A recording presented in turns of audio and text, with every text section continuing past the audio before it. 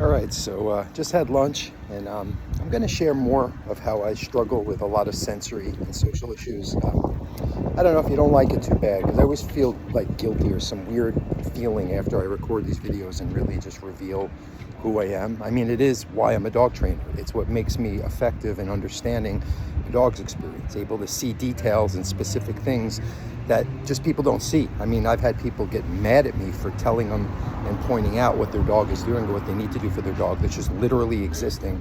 And because it didn't fit into some kind of gray area emotional schema that a lot of people have in their head, they get upset at me. And again, it's proven to be effective, and it is kind of a known thing. People like Dr. Grandin and other, people who kind of are wired a little more like I am, tend to use that, if you want to call it a gift, but it's also can be a disability as well. It's very hard.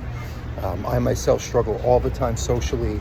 I feel things very sensitive to, like, you want to call it vibes or people's facial expressions or things that they're doing. I can kind of sense without actually seeing it. Heightened sense of smell, sound, all of that. Really, really intense, and it's just constantly coping so that you can exist in the world and accomplish life and not have people react to you, because that's sort of what happens is you get trained that when you don't have a bad intention, you're not trying to do something that's offensive or upset someone or annoy someone, you're just coping. A lot of people, their reaction is quite contrary to that. There's a lot of cars. But yeah, so that's, and again, the sounds, right? I'm not gonna be able to focus on this video if I hear all that background noise. But yeah, so, I've done some thoughts. I was just having lunch, and, I was sitting there at the table eating my salad, and I got to point out I'm eating a salad because I'm a healthy guy, right? I see everything I do, even I'm analyzing myself. It's like a constant thing. Unless you sedate me, I'm not going to be able to shut it off. That's just life. But anyway, so I'm sitting there, everything was fine. And then a couple sat next to me, and I think they were really minding their business. But if they looked over at me while I was trying, I would start like dropping the food out of my mouth. I wouldn't be as smooth in my actions. I was thinking more. I was getting concerned. You become self-conscious of how the other people are perceiving you, because people not always, but they so often over years, people act to you in a certain way when you're, again, not trying to hurt anyone, you're just trying to live. You tend to be kind of sensitive to that. But yeah, so I'm thinking a lot of this has to do with almost in a way like, it's almost like if you understand chemistry, right? I've been studying organic chemistry, so a lot of like electrons kind of like pass between atoms and whatnot, molecules. But what I find is, like, even with people, I think that goes on. I think there's some invisible force. Animals are more in tune with it. But it's like they've done studies that I forgot what it's called. Like Schrodinger's cat, maybe. It's something to do with, like, when you're observing this, it acts differently than when you're not observing it. And I just think that there's something cosmic that's like a deeper level of what happens with people that are having these kind of issues, these sensory issues. Dogs, they're feeling something. There's something, and then what happens is it's like a transfer of electrons, and it disrupts you want to call it your chi, your vibe, whatever it is, right? It's subtle. It's hard to articulate in words, but it's for sure happening. I mean, it's something I've observed in myself, others, and dogs for decades. But I want to articulate it more. I'm understanding more of like the deeper level of how things work biologically, chemically in us and the universe. And it gets me thinking a little bit more, especially when I'm experiencing these kind of phenomena.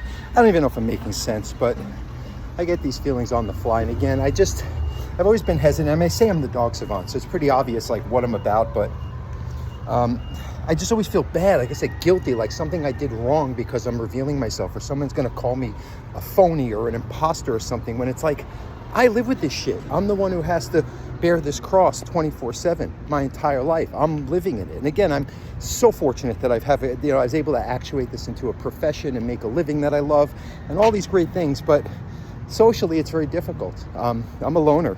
It's very hard to make friends and engage people, because you get to this point where you'll say something or you act in a way, you have a sensory issue, a moment, a meltdown, and then people just shy away from you. There's like zero empathy or understanding what you're going through, because so many people make it about them, even though it's hard, it's hard for them to step back and see that it has nothing to do with them. It's what the other person is going through. And in a lot of cases, that person could really use a little understanding and empathy and compassion from the people reacting to them. And this is what happens with dogs, right? People just reacting, they're giving their own 2-cent armchair idea of why the dog's got anxiety, why the dog's not listening, why the dog's reactive. And it's really just sensory processing. And you have to reorganize that sensory system. And the nice thing about dogs is their lives are pretty basic and we provide all for them. I mean, I'd have a lot less sensory issues if someone just scheduled my day and told me what to do and provided everything for me if I just did my tasks. That's what work is for a dog, giving them a job, structuring the interactions you have around the daily routines. Being able to give them this calmer state and a feeling of somebody who's got it covered for them. That's the empathy. That's why you make the effort for the dogs. That's why I get so upset at people who don't make the effort for the dogs, because you know what? No one makes the effort for me or ever did when I was a child. So I want to give that to the dogs. You understand what the psychology of what I do now is? Do you get it? Anyway, I'm hot. I'm in Cayman. Look at this place. It's pretty. It's like 90 plus degrees and it is so humid. But yeah, that's, I just figure again, I'm going to share it. If you have and also I'm afraid like, someone's going to listen to this because a potential client or is an existing client, they're going to get freaked out. Like this guy's got a mental issue or something. I don't want to work with him. Right. I have to make a living. And that again, I think is very unfair that I can't reveal myself and what makes me able to do what I do for my living, because I'm afraid that people are going to get offended or judgmental or have a preconceived idea of what I am and how I am. I'm a pretty good dog trainer and a damn good business owner. I'll give you that. Anyway, just wanted to share that. We're like 6.5 minutes in and I'm sweating my whatever's off. So I'm gonna go back inside.